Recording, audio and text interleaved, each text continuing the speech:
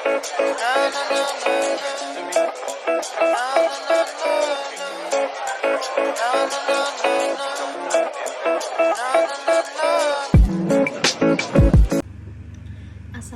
warahmatullahi wabarakatuh. Perkenalkan, nama saya Fiasa Gita dengan NIM B131-23009, Universitas Semarang, Fakultas Ekonomi S1 Manajemen.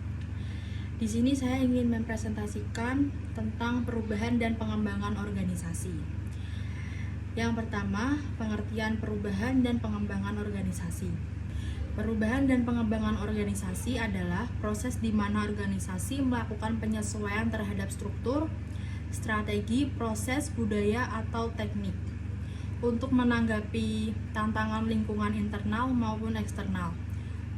Tujuan perubahan: 1. Meningkatkan efektivitas dan efisiensi organisasi.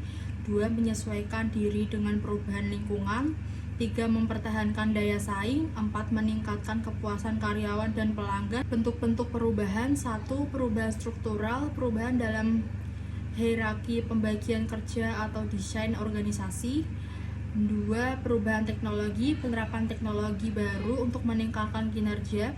3. Perubahan strategi, mengubah arah bisnis, visi atau tujuan organisasi.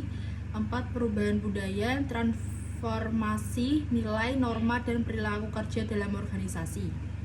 Selanjutnya, yang kedua ada model perubahan organisasi. Yang pertama ada model Kurt-Lewin, 3 tahap. Yang pertama ada unphrasing, menyadarkan organisasi bahwa perubahan itu perlu.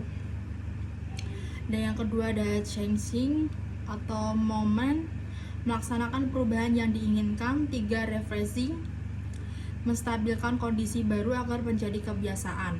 Dan yang kedua ada model Atkar-Prosci. Yang pertama ada awareness, kesadaran akan perlunya perubahan. Dan yang kedua ada desire, keinginan untuk mendukung perubahan. Dan yang ketiga ada knowledge, pemahaman tentang bagaimana cara berubah.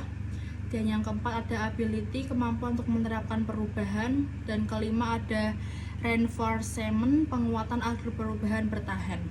Selanjutnya ada faktor yang mendorong perubahan organisasi.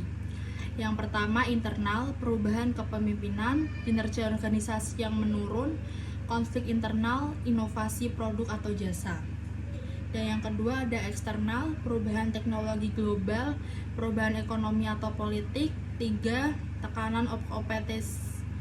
Tekanan kompetisi pasar, perubahan sosial dan budaya masyarakat. Selanjutnya pengembangan organisasi, organization development atau OD. Pengembangan organisasi adalah proses terencana dan berkelanjutan untuk meningkatkan efektivitas organisasi melalui intervensi perilaku dan budaya berdasarkan teori ilmu perilaku. Tujuan pengembangan organisasi: yang pertama, meningkatkan komunikasi dan kerjasama tim. 2. Meningkatkan motivasi dan komitmen karyawan. 3. Mengurangi konflik internal. 4. Mengembangkan budaya belajar dan adaptif.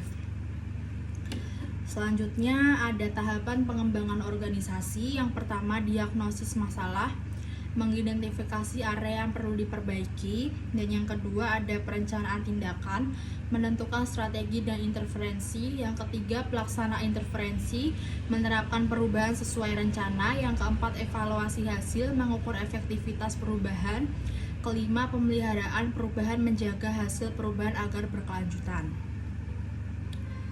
Selanjutnya, bentuk intervensi dalam organization development.